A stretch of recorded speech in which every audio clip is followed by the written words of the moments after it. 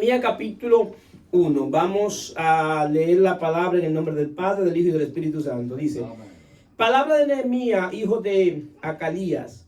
Aconteció en el mes de Kiulei, que en el año 20, estando yo en Susa, capital del reino, que vino Ananis, uno de mis hermanos, con algunos varones de Judá, y le pregunté por los judíos que habían escapado, que habían quedado de la cautividad, y por Jerusalén. Y me dijeron: el remanente, los que quedaron de la cautividad allí en provincia, están en gran mal y afrenta, y el muro de Jerusalén derribado y sus puertas quemadas a fuego. Estaremos predicando hoy, reconstruyendo el muro, cerrando puertas para crecer. Esta es la tercera entrega de la predicación, creciendo en gracia. Hablamos de creciendo en gracia hace 2 domingos y después hablamos de creciendo en amor.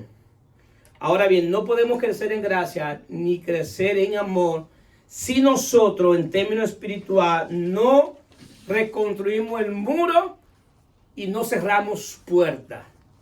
Bien, van ahí entendiendo en el transcurso.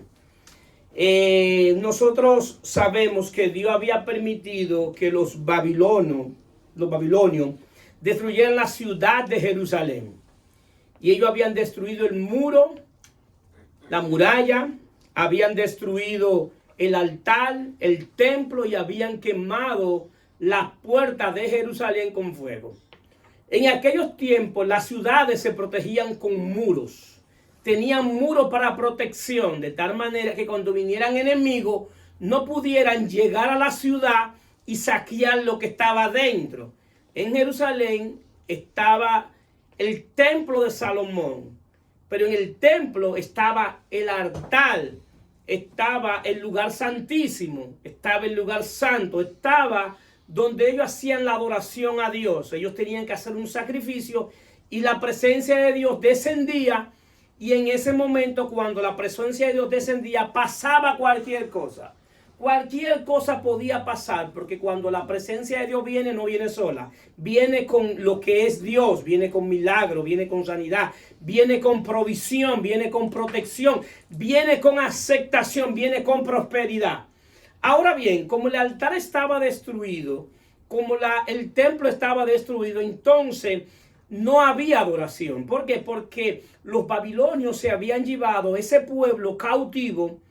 Entonces, al llevárselo cautivo, entonces la ciudad estaba desolada y no podían ellos entonces seguir con el pacto que Dios había establecido, que era el pacto de la ley. Era el pacto condicional, estaba condicionada la obediencia de ellos. Cada vez que ellos desobedecían, Dios lo entregaba a una nación enemiga para que lo hicieran cautivo. Entonces, por eso vemos que el pacto de la ley es un pacto condicional. Y cuando ustedes lean la ley, van a entender que dice: si ustedes hacen eso, entonces yo hago esto. ¿Por qué? Porque está condicionada a la obediencia tuya y Dios responde a tu obediencia. Eso es basado en el pacto de la ley. Entonces, ¿qué pasa? ¿Qué es un cautivo? Un cautivo es un prisionero de guerra que está en una cárcel. Es un cautivo. Ahora, ¿cuál es la característica del cautivo? Que no puede alabar a Dios. Por eso el salmista dice en Salmo 142:7: saca mi alma de la cárcel para que te pueda alabar tu nombre. Y se cree que es un salmo de David, es un salmo dado por David después que pecó, porque cayó en cautiverio por espíritu de maldad. Eso es lo que pasa cuando nosotros caemos en pecado, que estamos en cautiverio por espíritu de maldad. Y esos espíritus entonces, en términos espirituales, nos hacen preso en términos espirituales. Y controla nuestros pensamientos, nuestras emociones, nuestra voluntad y nuestra mente. Hay un control de esos espíritus. ¿Por qué? Por causa del pecado. Entonces, ¿qué sucede? Nosotros entonces vemos que en ese tiempo ellos destruyeron el altar de Dios, destruyeron el templo, derribaron los muros y rompieron las puertas. ¿Qué pasa? 15 años antes de venir Nehemías, vinieron 2 hombres que Dios llamó, Esdras y Zorobabel, y habían reconstruido el altar y el templo. había reconstruido el altar y el templo, pero Nehemías sabía que eso no era suficiente. ¿Por qué? Porque si no reconstruían los muros y cerraban puertas, entonces nuevamente iban a venir naciones enemigas, iban a hacer lo mismo. ¿Y qué iba a pasar? Que iban a estar nuevamente en la misma situación. Entonces por eso todavía ellos no habían restaurado la adoración. ¿Por qué? Porque estaban inseguros, y más porque solamente quedaba un remanente en Jerusalén. Queridos hermanos, los que han venido a Cristo, Dios ha venido reconstruyendo el templo y ha venido a hacer de nosotros su habitación. Pero si nosotros en términos espirituales no reconstruimos los muros y cerramos puertas, estamos en la misma condición que está el pueblo de Israel. No va a haber una adoración. Y cuando hablo de adoración, mucha gente entiende que adorar es cantar. Eso es parte de adorar. La adoración está ligada a la obediencia. Es decir, que si tú puedes venir a cantar aquí, cantar con todo pulmón, y si tú no tienes una actitud del corazón de obedecer a Dios, tú no has adorado. Tú has cantado, que es diferente. Cualquiera puede cantar, pero los que adoran son los que están dispuestos a obedecer a Dios. ¿Por qué? Porque adoran en espíritu y en verdad. Entonces, ¿qué sucede? Entonces dijimos que la adoración está ligada a la obediencia. ¿Qué pasaba? Este grupo que estaba ahí en Jerusalén no conocía la ley de Dios. Y al no conocerla a Dios, no conocía la promesa de Dios. No conocía su protección, su seguridad. No sabía lo que Dios había dicho. Entonces, ellos estaban en esa condición. Porque el hombre que no conoce la palabra de Dios no tiene fe y no tiene esperanza.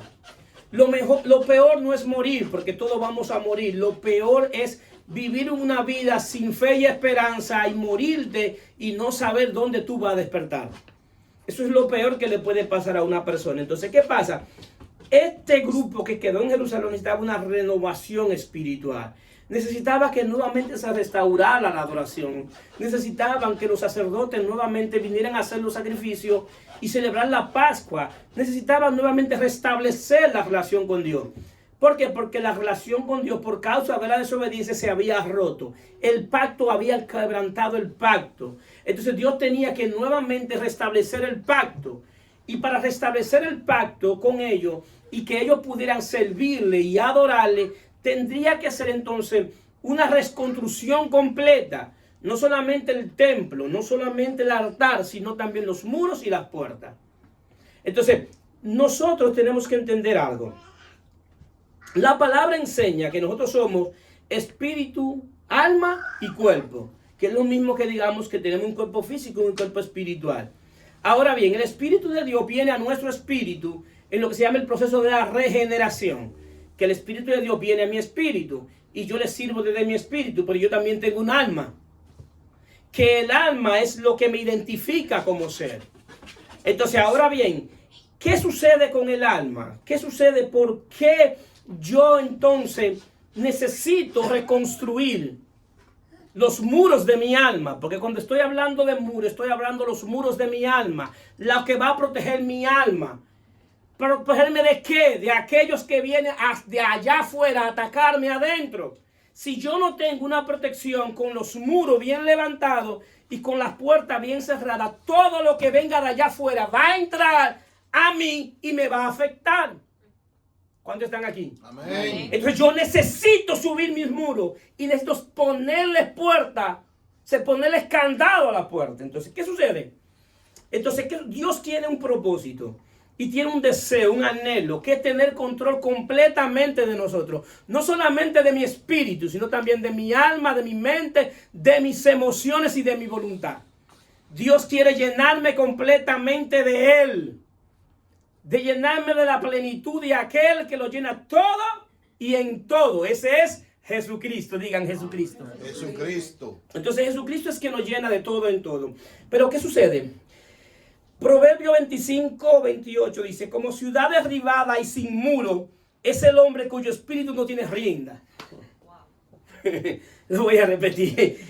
Proverbio 25:28: como ciudad derribada y sin muro es el hombre cuyo espíritu no tiene rienda.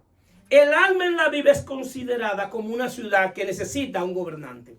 Nuestra alma necesita un gobernante, necesita un pastor. Por eso Jesucristo es llamado el pastor de nuestra alma. ¿Por qué? Porque mi alma necesita a alguien que la pastoree. Mi alma necesita a alguien que la dirija. Mi alma necesita a alguien que la controle. Alguien que la gobierne totalmente. ¿Por qué? Porque el alma es terrenal. Y como está en un estado terrenal, vino a estar en un estado caído. Y al estar en un estado caído, solamente puede conectarse con el mundo espiritual a través de los sentidos. Pero recuérdese que aún así está en un estado terrenal. Entonces el Espíritu de Dios viene a nuestro espíritu para elevarnos a un estado espiritual, celestial. ¿Cuánto están entendiendo? Amén. Entonces yo necesito que mi alma se eleve al estado espiritual donde está Cristo sentado. ¿Por qué? Porque si no, siempre mi alma va a estar en un estado terrenal viendo lo que me rodea físicamente. Voy a ver la enfermedad y entiendo que todo acabó. Pero cuando yo entiendo por la palabra que está en mi espíritu, que dice que Cristo llevó todas mis enfermedades, yo digo, yo soy sano en el nombre de Jesús. Amén. ¿Por qué? Porque mi pensamiento más elevado que el pensamiento que está en lo terrenal. Cuando no tengo provisión, yo puedo decir desde mi alma, wow, estoy destruido, no tengo que comer, se acabó esto. Pero cuando yo entiendo desde mi espíritu, yo digo, Dios es mi proveedor, Él me va a proveer. Entonces, es una dinámica donde hay una guerra entre lo que hay en el alma y lo que hay en el espíritu. En el espíritu hay el Espíritu de Dios, pero mi alma está en un estado caído. Mi alma está por causa del pecado y por causa de la vida que yo he vivido. Mi alma está destruida y con las puertas abiertas. Entonces yo necesito ahora que el alma comience a reconstruir sus muros. Dice, cuando le dan el mensaje a Nehemías, dice, en gran mal y afrenta, y el muro de Jerusalén derribado y sus puertas quemadas a fuego. Ese era nuestro estado cuando llegamos a Jesucristo. Ese era nuestro estado.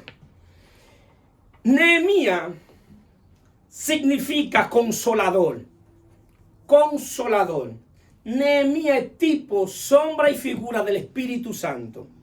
La obra que hace Nehemías es la obra que hace el Espíritu Santo en nosotros. Nehemías hacía una obra de construcción de un muro físico. El Espíritu Santo hace una obra de construcción de muros espirituales en nuestra alma. Entonces, ¿qué sucede? Y así lo dijo Jesús. Jesús dice en Juan 14:25, os he dicho estas cosas estando con vosotros, mas el Consolador.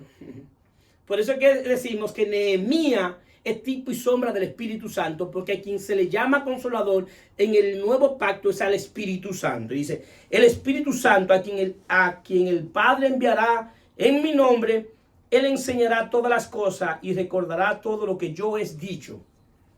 La reconstrucción del muro de nuestra alma viene cuando el Espíritu Santo comienza a recordarnos la palabra de Dios. Por eso es que cuando ustedes se han podido dar cuenta que pueden pasar por una situación difícil y una situación donde ustedes están siendo afectados en términos espiritual y de memoria, y a veces viene la palabra de Dios a nuestra mente. ¿Quién usted cree que fue que le trajo esa palabra a su mente? Fue el Espíritu Santo. La palabra que ya usted tiene se la trae a memoria para la situación que usted está viviendo. Porque Dios le está hablando por medio de su espíritu, tomando su palabra y por medio de su espíritu te está trayendo a memoria. Pero ¿para qué es eso? Eso es para que tú levantes los muros, para que lo que está allá afuera no afecte lo que está adentro.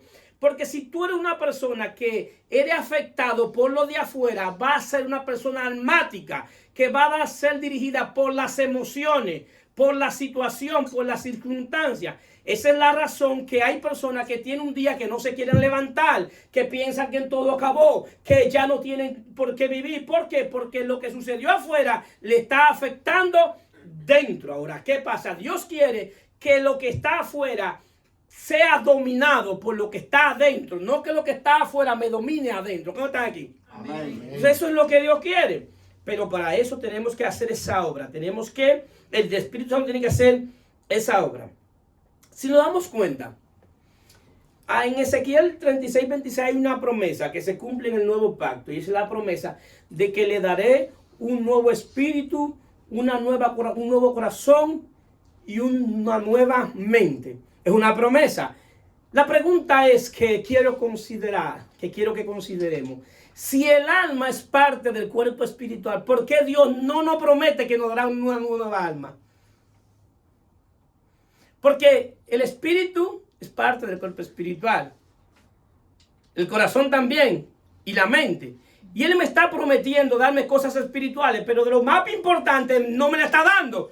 Que es lo más importante, que es el alma. ¿Por qué? Porque el alma debe ser reconstruida y transformada. Dios no te va a dar una nueva alma. Dios la va a reconstruir y la va a restaurar. Entonces tiene que comenzar a reconstruirla. Tiene que reconstruir todo nuestro ser. Ahora bien, para pleno entendimiento de las Sagradas Escrituras, cuando nosotros leemos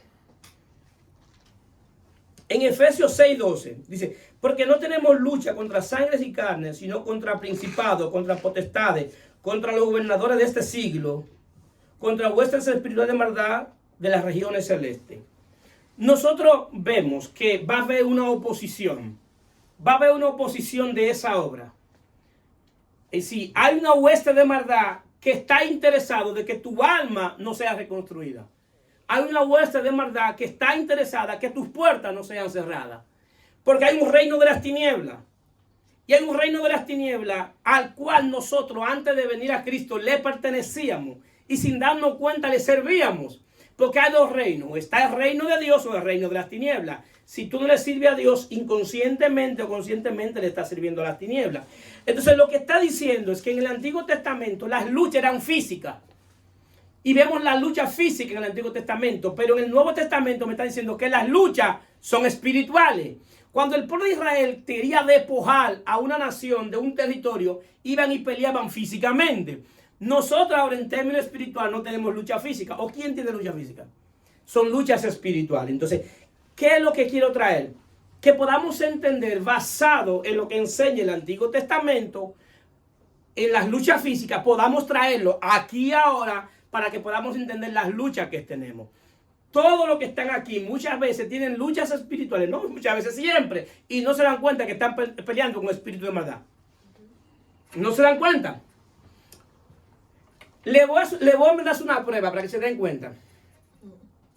¿Ustedes quieren ver si ustedes están peleando con espíritu de maldad? Digan algo que ustedes quieren hacer para Dios. En voz alta, díganlo nada más. Para que ustedes vean todo lo que se levante en contra de eso. Y no tiene que decirlo delante de la gente. Dilo en tu habitación solo. Y dilo al aire. Y después me cuenta. Después me cuenta. A ver si lo que le estoy diciendo es fábula o es verdad. Coge miedo ahorita. Pero no tenemos miedo, no vamos a coger miedo. Porque nosotros el Espíritu de Dios va a reconstruir el muro de nuestra alma. Entonces, ahora bien, dice Nehemías 4:7, pero aconteció que oyendo Sanballat y Tobías y los árabes, los amonitas y los de Asdod, que los muros de Jerusalén eran reparados, porque ya los portillos comenzaban a ser cerrados, se encolorizaron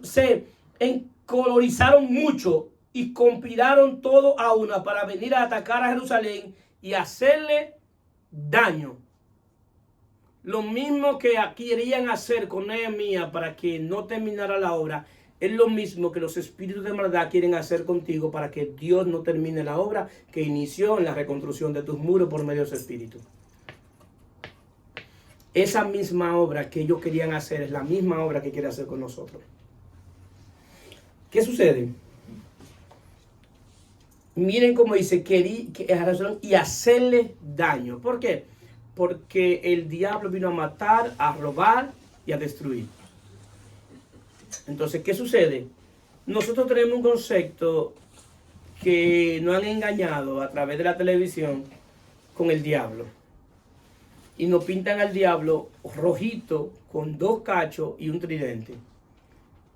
Y como que yo voy a identificar al diablo desde que lo vea por lo feo que es y lo raro que es. Y la Biblia no lo presenta así, porque la Biblia lo presenta que él se viste como ángel de luz. Es decir, que el diablo también puede venir a vestirse de cosas que tú crees que son buenas y agradables para tu vida. Y sin darte cuenta puede caer en la misma mano del mismo diablo. Y cuando él empieza una obra, él no la deja hasta que no la destruye. Después de Dios, el ser más paciente es el diablo. Él tiene paciencia. Dice las Escrituras que había uno de familia de Goliat que tenía una espada nueva para cuando David envejeciera. Para atacar a David cuando David envejeciera. La espada no era nueva porque él la había hecho en ese momento. Era nueva porque no se había usado. Él tenía esa espada única y exclusivamente para David. Así en el mundo espiritual. Hay cosas que el reino de las tinieblas planifica contra ti, que la tiene guardada para el momento que te puede atacar. Y él va a buscar el momento que tú estés más vulnerable, el momento que tus muros estén caídos y el momento que tus puertas estén abiertas. Y el día que esas puertas abrieron, por ahí se entra Satanás con esa espada para acabarte. Entonces, ¿qué sucede? ¿Cuál es la intención? La intención es que nosotros, de ahora en adelante, comencemos a trabajar esas áreas que tenemos que trabajar para levantar los muros, cerrar la puerta y crecer en términos espiritual. ¿Cuántos están aquí? Amén. Entonces, ¿qué sucede? Romanos 15:4 dice, porque las cosas que se escribieron antes, para nuestra enseñanza se escribieron, a fin de que por la paciencia y la consolación de las Escrituras tengamos esperanza. ¿Qué es lo que está diciendo Pablo? Que todo lo que se escribió, todo, dice todo, para nuestra enseñanza se escribió. Es decir, que el libro de Nehemías se escribió para que aprendiéramos qué debemos nosotros hacer, para que aprendiéramos qué es verdaderamente la vida cristiana. Y la vida cristiana, yo digo que es un 70% de práctica y un 30% de teoría. La vida cristiana es más práctica que teoría. Porque hay mucha gente que de teoría dice, wow, wow, y otra vez, wow. ¿Cuánto sabe? Pero no es lo que tanto sabe, como tú lo ejecutas. Es más práctica. La vida cristiana es práctica. Es llevar lo que está en las Escrituras, llevarlo a la práctica. ¿Por qué? Porque si no siempre vamos a ser teóricos. Y la reconstrucción del muro tiene que ver que lo que yo aprendo de las Escrituras lo ponga por obra. Es decir, y por eso Jesús habla de los dos que hacen construcción. Uno que construye sobre la arena y otro que edifica sobre la roca. ¿Por qué? Porque el que va a estar de pie en los momentos difíciles es que él edifica sobre la roca. Porque la roca tiene algo que la roca hace que tú tengas que hollar hacia abajo y poner los cimientos firmes. Entonces, por eso la palabra de Dios tiene que, el fundamento tiene que ser claro y verdadero. Tiene que ser claro y verdadero. ¿Por qué? Porque el día que venga, el día malo, la situación difícil, tú tengas fundamento para que esté de pie, para que pueda enfrentar esa situación, para que esa situación no te lleve a la locura, para que esa situación no te lleve al psiquiatra, para que esa situación no te lleve a la depresión. ¿Por qué? Porque hay cosas en esta vida de las cuales nosotros nunca pensamos que no iba a pasar, de las cuales tampoco estamos preparados. ¿Cuántos me están entendiendo? Amén. Y el día que llega, no tenemos soluciones. Pero bendito sea Dios en Cristo, que Él nos da la fortaleza para resistir y poder permanecer. Entonces, eso es lo que queremos. Lo que queremos es que nosotros estemos firmes y fuertes. ¿Qué pasa? Entonces, si nosotros vemos hacia atrás, entonces vemos la obra de Nehemías. Vemos la obra que Nehemías estaba haciendo. Y vemos entonces que hay un grupo de enemigos que vienen a atacarlo para que él no construya el muro ni restaure las puertas.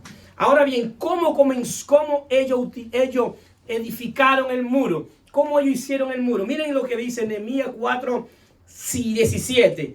Los que edificaban en el muro, los que acarreaban y los que cargaban, con una mano trabajaban en la obra y con la otra tenían la espada.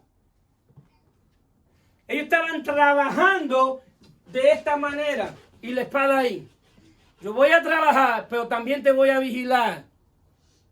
¿Pero qué tenía en la mano? La espada. ¿Qué simboliza la espada en la armadura de Dios? La espada simboliza el espíritu, la espada del Espíritu, que es la palabra de Dios. Eso es lo que simboliza. Quiere decir que cuando vayamos a entrar en la obra de la reconstrucción del muro, es con la palabra de Dios en la mano y con el Espíritu de Dios. Y cada vez que yo aprenda la palabra de Dios y la ponga por obra, yo estoy edificando el muro. Y quien pega es el pegamento que se utiliza, es el Espíritu Santo. Está pegando la palabra a mi alma. Y mi alma va creciendo, va creciendo. ¿Por qué? Porque tengo la palabra. Y cuando vienen esos ataques, yo tengo una respuesta. ¿Por qué? Porque tengo la palabra. Entonces, ¿qué sucede? El enemigo va a utilizar diferentes estrategias. Y una de las que más le funciona es la tentación. La tentación te puede traer, es una persuasión que viene, ¿para qué? Para que tú violes principios, para que tú violes los principios de Dios. Entonces, cuando tú violas los principios de Dios, cuando tú comienzas a pecar, lo que tú haces es que tú abres puertas nuevamente. Cada pecado que tú cometes le abre puertas al reino de las tinieblas. Y ya el reino de las tinieblas no tiene que ir a pedir permiso para zarandearte como hijo de Dios. ¿Por qué? Porque tú le diste legalidad en el mundo espiritual. Cada pecado le da legalidad al reino de las tinieblas sobre tu vida, sobre tu casa, sobre tu salud, sobre tu finanza. Cada pecado le da legalidad.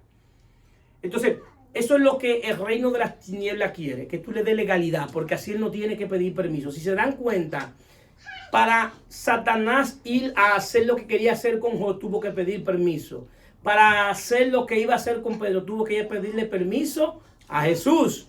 Tuvo que Jesús decirle: Pedro, Pedro, Satanás ha venido a pedir permiso para zarandear tu alma. Pero ¿por qué él tiene que pedir permiso? Porque a los hijos de Dios ya se le quitó el derecho legal sobre ellos. Dice Colosenses capítulo 2, 14, que el acta que no era contraria, Cristo se la quitó y la clavó triunfante en la cruz del Calvario y la exhibió públicamente. Esa acta está en las manos de los hijos de Dios, donde él no tiene legalidad. Cada vez que él quiere atacar a un hijo de Dios, se le presenta esa acta. Tú no tienes legalidad. Todo derecho tú lo perdiste. ¿Pero dónde yo lo perdí? Lo perdiste en la cruz, cuando Cristo murió por los pecados de él. Y a él creer en Cristo se le quitó toda legalidad.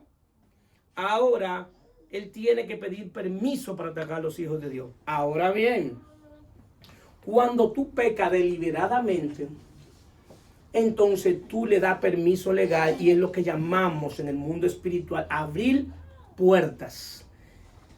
En el mundo espiritual todo entra por una puerta.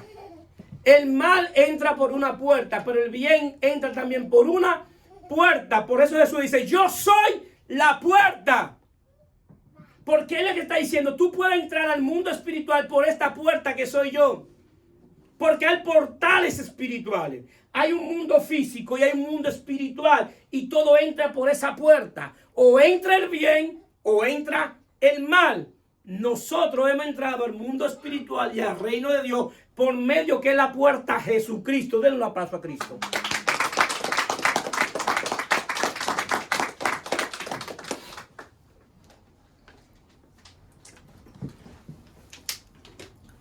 Ahora bien, hablamos de la tentación. Y vemos una tentación que viene en el capítulo 6 de Nehemías. Dice: cuando oyeron Sanballat y Tobías y Gesem el árabe y los demás de nuestros enemigos, que yo había edificado el muro y que no quedaba en el portillo, aunque hasta aquel tiempo no había puesto las hojas en las puertas, Sanballat y Gesem enviaron a decirme: ven y reunámonos en alguna de las aldeas y en el campo de Ono. Mas ellos habían pensado hacerme mal. La razón de ellos quererse juntar con Nehemías para hacerle mal. Esa es la razón que el reino de las tinieblas quiere juntarse contigo para hacerte mal. Tiene que saberlo. El reino de las tinieblas nunca va a querer hacerte bien. Siempre, siempre va a tratar de hacerte mal. Entonces, mírale cómo contesta Nehemías. Y le envié mensajero diciendo: yo hago una gran obra y no puedo ir, porque esa sería la obra dejándola yo para ir a vosotros. Hay una gran obra que Dios ha empezado en nosotros por medio de su Espíritu. Y el día que tú comiences a dejarte usar, a hacerle caso al reino de las tinieblas, entonces la obra cesa. Se deja de construir y las puertas nuevamente se vuelven a abrir. Y nuevamente tú vienes a estar en una condición espiritual que muchas veces tú estás en la iglesia y es como si no estuviera. Tú escuchas la predicación y eso no te hace nada. Escuchas la alabanza y eso no te hace nada. ¿Por qué?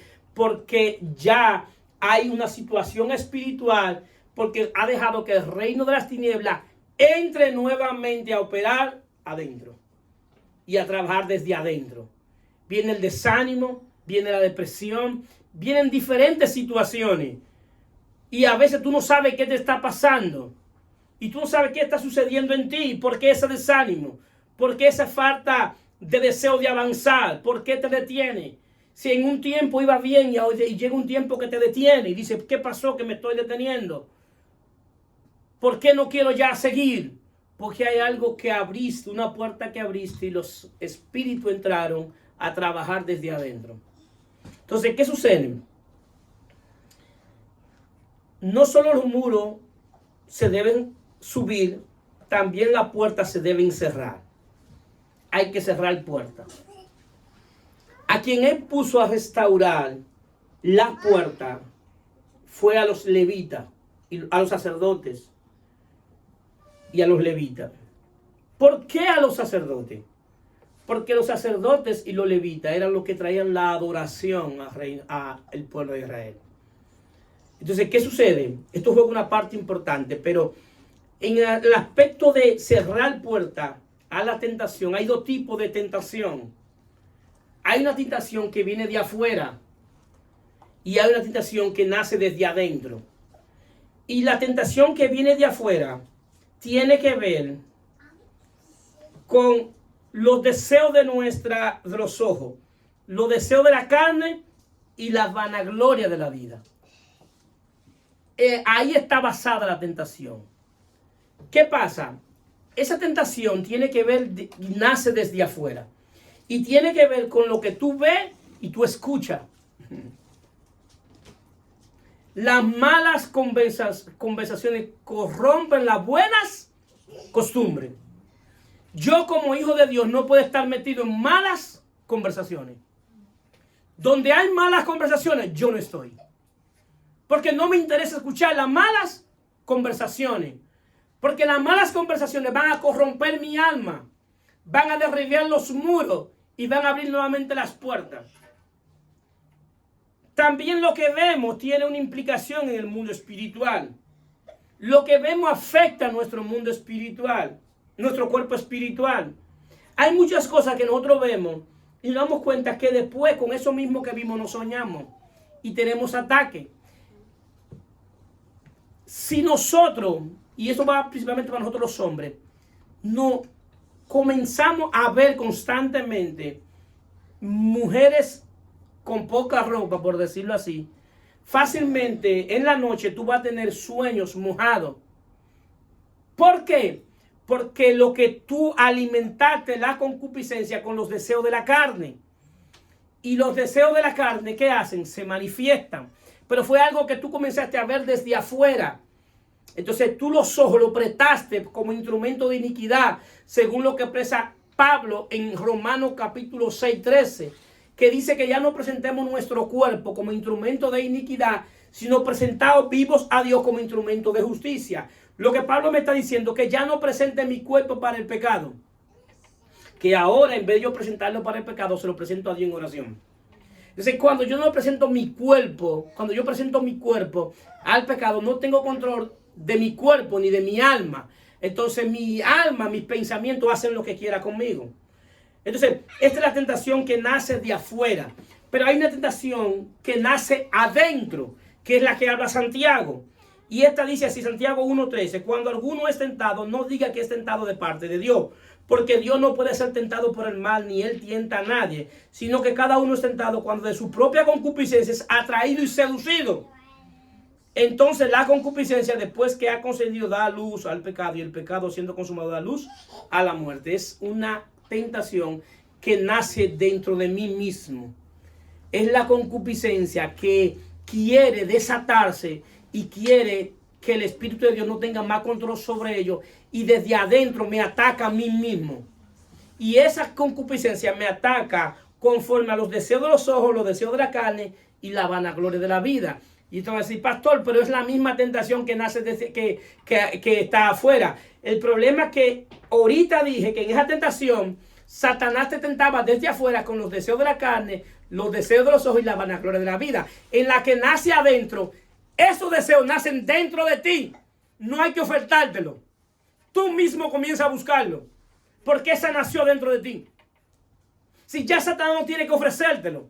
Porque tú mismo tienes un enemigo dentro de ti que está operando, que lo que quiere es que tú nuevamente vuelvas a la vida pecaminosa.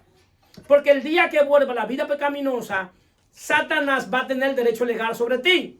Y ella se va a alimentar de lo que ella le gusta alimentarse, del pecado.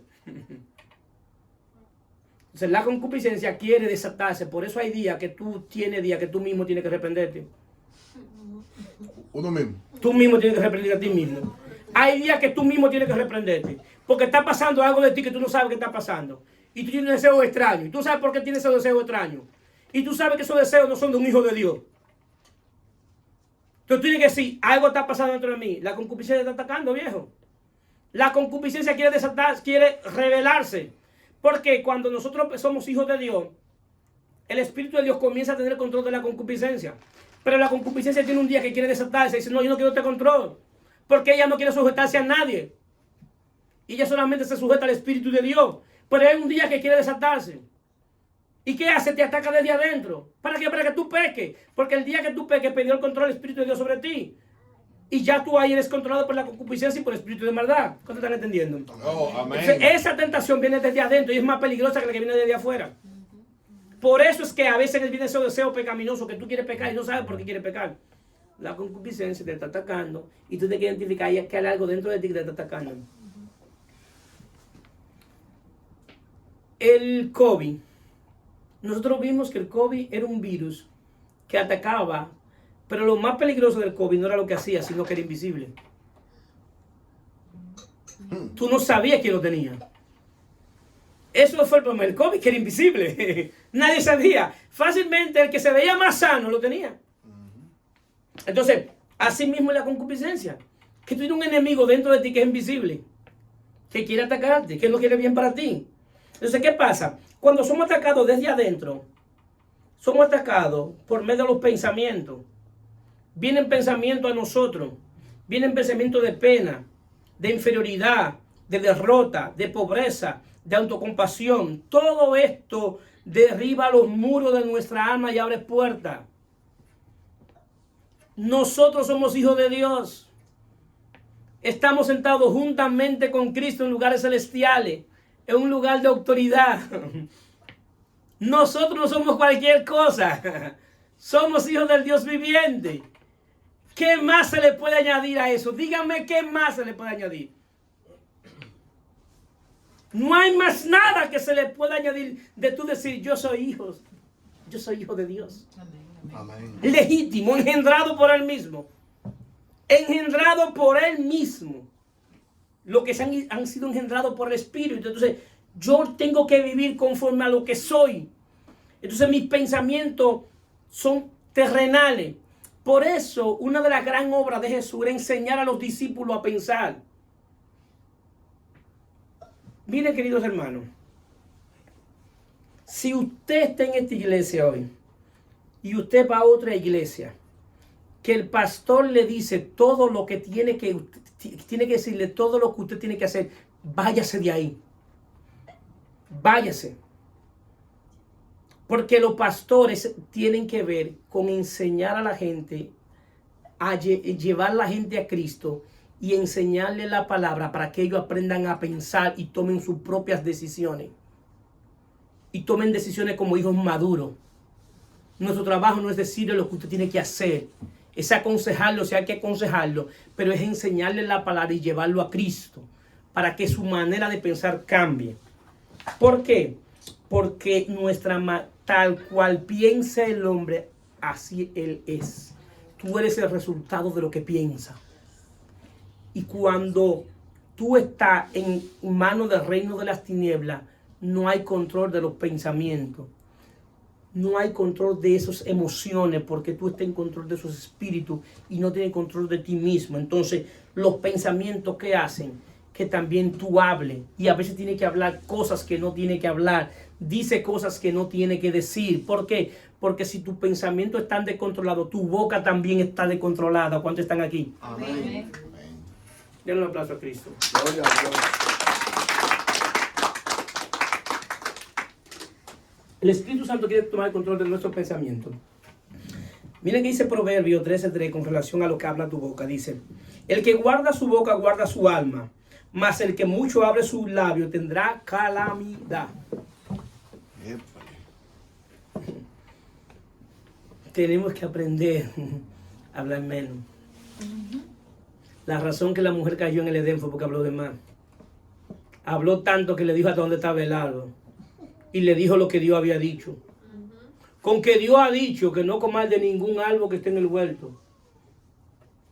No fue eso lo que Dios dijo, dijo ella. No fue eso lo que él dijo. Lo que Dios dijo que no comiera del árbol de la ciencia del bien y del mal que está en medio del huerto. Le dijo qué fue lo que Dios le dijo, que Satanás no lo sabía, y le dijo dónde estaba el árbol. Satanás le tiró una cacarita, un gancho en buen dominicano. Déjame ver si cae. Y cayó. Dijo, no fue eso lo que Dios me dijo. Dios me dijo esto y esto. Y es más, te voy a decir también dónde me dijo Dios que estaba el árbol. Y ahí Satanás tenía argumento para atacarla. Porque cuando tú hablas con Satanás, le dices tus debilidades. Y abre puertas. Porque le está hablando de tus debilidades. Tus cosas personales no son para trabajarlas con todo el mundo. Tus cosas personales son entre tú y Dios. Y si tú vas a hablar algo personal de tu vida, tienes que hablarlo con una persona madura. Que sepa que no te va a tirar al lodo. Ni lo va a sacar como trapito sucio el día que tú tengas problemas con ellos. Por eso tenemos que aprender la discreción, ser discreto con lo que yo hablo de mi vida personal. Porque después se llama vida personal. Y hay cosas que son personales tuyas, que tú tienes que ir donde Dios. Y decirle, Señor, yo quiero hablar contigo. Me está pasando esto y esto. Yo necesito que tú me ayudes. Yo necesito que tú hagas algo. Y el Señor, como tu Padre, te va a escuchar. Te va a escuchar. Lo que pasa es que, señores, nosotros hablamos de más. Tenemos que reconocerlo. Hablamos de más. Y hablamos de nuestras debilidades. Y le damos armas al enemigo para luego atacarnos. Se la ponemos en sus manos. Toma. Y él va a guardar esa arma y le va a decir, yo no la voy a usar ahora. Voy a dejar que los muros estén bajitos y que las puertas estén abiertas porque ese día que la voy a usar contra ti. Porque vengo contra ti para destruirte. Y uno lo ayuda a que no lo destruya. Pero fuiste tú que le diste el arma. Porque fuiste tú que le dijiste. Porque él no puede leer tu pensamiento. Miren lo que dice este salmo. Miren. Cuando tú hablas, activas cosas en el mundo espiritual. Miren lo que dice este salmo. Salmo 45:1. Rebosa mi corazón palabra buena. Dirijo al rey mi canto. Mi lengua es plumas de escribiente muy ligero. Lo que está diciendo el salmista, que tú escribes en el mundo espiritual con lo que tú hablas. Cuando tú hablas, tú estás escribiendo en el mundo espiritual. Por eso es que muchas veces tú pides cosas que tú sabes que están malas. Y tú las pides. Y vienen luego te lo ofertan. Y muchas veces tú la pediste y nadie te escuchó. ¿Y por qué viene Satanás y te lo oferta? Porque escribiste en el mundo espiritual. Y ya él sabe lo que tú quieres. Y como él sabe lo que tú quieres, te trae lo que tú quieres. ¿Para qué? Para que peque y te hagas independiente de Dios. Porque el día que tú te haces independiente de Dios, él tiene legalidad sobre ti. Y lo que él busca es ofrecerte lo que Dios no te ha dado en un momento para que te hagas independiente de él, de Dios. Porque lo único que evita que él no destruya es cuando somos dependientes de Dios. Someteos a Dios, resistid al diablo y huirá de vosotros. Él no huye porque tú lo resistes. Él lo huye porque tú te sometes. Porque el día que tú te sometes, él pide toda legalidad sobre ti.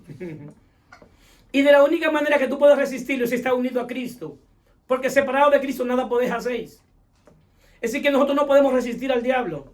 A menos que vengamos a Cristo y nos unamos a Él en términos espiritual. Entonces, ¿qué sucede?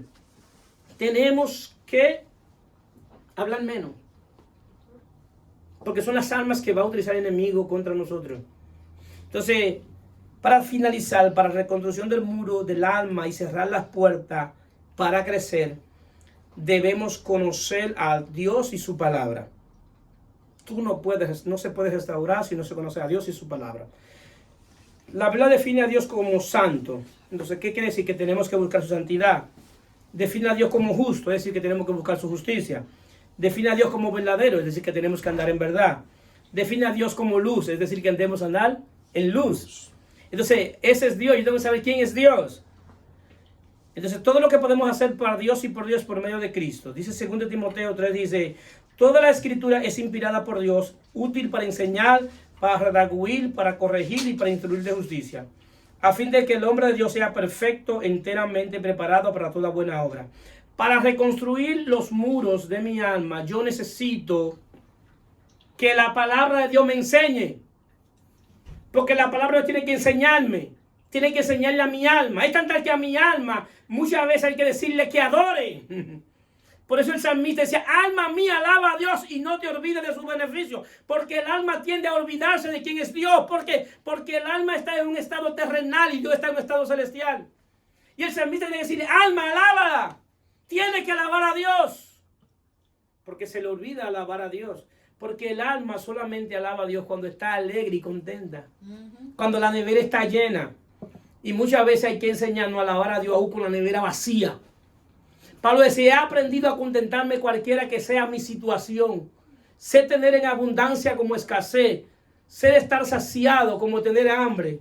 Todo lo puedo en Cristo que me fortalece. Todo tú lo vas a poder en Cristo cuando tú aprendas a contentarte cualquiera que sea tu situación.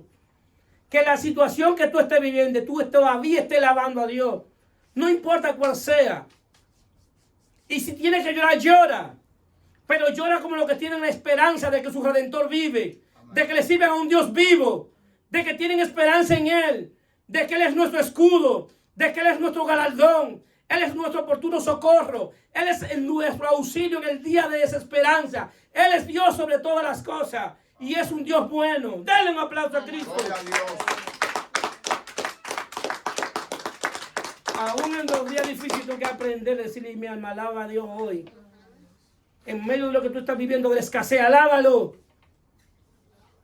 En medio del hambre, alábalo.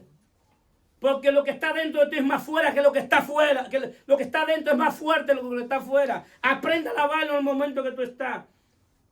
Y ahí es que se va a cumplir verdaderamente. Todo lo puedo en Cristo que me fortalece. La gran mayoría de gente pone ese texto y no entiende.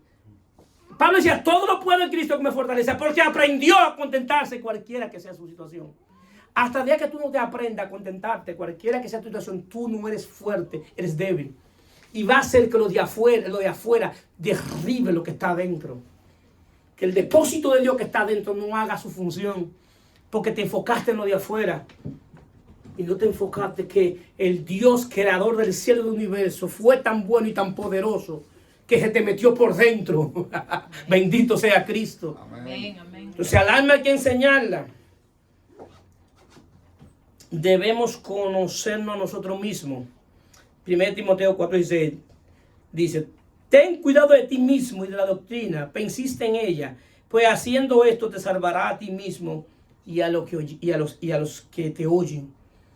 Pablo dice, cuídate de ti mismo. Tu principal enemigo no es el diablo, eres tú mismo. El viejo hombre, la vieja naturaleza. Ese es tu principal enemigo. Y esa concupiscencia que quiere acabarte desde adentro.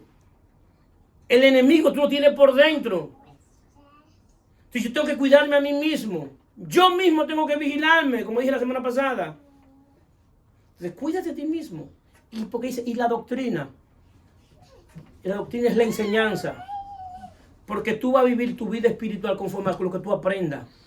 Si aprendiste mal, vas a vivir una vida espiritual mal. Si aprendiste bien, vas a vivir una vida espiritual bien. Y si la enseñanza no es buena, es falsa, produce situaciones espirituales. ¿Cuánta gente está en la iglesia creyendo que le sirve a Dios y son instrumentos en la mano del infierno? Y alaban y glorifican a Dios diciendo que sirven a Dios. Y al final, si tú lo calculas, lo restas, lo sumas, te vas a dar cuenta que le sirven al mismo diablo, al mismo infierno. Porque están llevando gente a la perdición. Son muchas veces falsos maestros, falsos pastores, falsos profetas. Que todo lo que dicen es mentira. El principal enemigo del pueblo de Israel eran los falsos profetas. Porque los falsos profetas dicen cosas que Dios no ha dicho. Y te mandan a hacer cosas que Dios no te ha dicho que haga. Y tú te involucran en cosas que Dios no tiene que ver nada con eso. Y cuando no funciona, tú peleas con Dios. Porque dice, Dios me falló. Lo que tiene que identificar es si fue Dios que te habló. Porque Dios solamente respalda lo que sale de su boca. Amén. Lo voy a repetir. Dios solamente respalda lo que sale de su boca. El café apáguelo, que se va a salir en la grabación.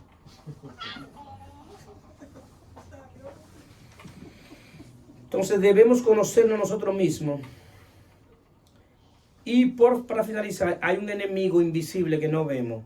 Primera de Pedro dice, humillaos pues la mano poderosa de Dios, para que os exalte cuando fuera tiempo, echando toda vuestra ansiedad sobre Él, porque Él tiene cuidado de vosotros. Sé sobrio y velad, por cuanto adversario el diablo, como león rugiente, anda alrededor buscando a quien devorar, al cual resistid firme en la fe, sabiendo que los mismos padecimientos se van cumpliendo en vuestros hermanos en todo el mundo. Toda mi situación que yo tenga hoy, yo tengo que ir humillado delante de Dios. Amén. Es delante de Él. Y hablar con Él, decirle cómo yo me siento, cómo yo estoy. Y Él lo sabe. Y fácilmente Dios sabe todo lo que está pasando. Dios sabe todo lo que está pasando con sus hijos. Pero Él está así esperando. Lo que somos padres, ¿cuántas veces nosotros sabemos de algo que le está pasando a nuestros hijos y lo sabemos? Y no queremos decirle está pasando esto y esto. Y hablamos con ellos esperando que ellos nos digan ellos lo que está pasando. Y estamos esperando que ellos nos digan, porque nosotros sabemos lo que está pasando. Pero yo quiero que seas tú que me lo digas. ¿Qué es lo que está pasando? Porque yo sé lo que es. Bueno, Dios sabe lo que está pasando. Y Dios está esperando. Yo estoy esperando que tú vengas a mí a que tú me digas lo que está pasando. ¿Tú sabes por qué? Para que tú aprendas que cuando tú tienes situación, donde tú tienes que ir es donde Él. Y Él tiene la respuesta. Y dice que Él tiene cuidado de nosotros. Que echemos toda nuestra ansiedad sobre Él. El asunto es que cuando yo no echo toda mi ansiedad sobre Él, dice el texto, y Él dice que tiene cuidado de nosotros, que echemos toda ansiedad sobre Él y que Él tiene cuidado de nosotros. Pero el texto dice, sé sobrio y velá. ¿Por qué tengo que velar? Porque hay un enemigo por ahí rondeando, buscando a quien devorar. Y Él va a devorar al que no eche la ansiedad sobre Dios. A ese es que Él va a devorar. Al que no eche su ansiedad sobre Dios. Él anda buscando como león rugiente. No es que eres un león, es que Él cree que es un león. Buscando a quien devorar. Entonces, ¿qué sucede? ¿Cuál es la característica del león? ¿Y por qué el león es el rey de la selva? Si no es el más fuerte, si no es el más fuerte y si no es el más resistente. ¿Por qué es el león ¿Por qué es el león? Porque no tiene miedo. No tiene miedo. Entonces, Satanás es que no tiene miedo para atacarte. Y se da cuenta cómo el león caza. El león caza de una manera que tú dices, ¿quién le enseñó a cazar así?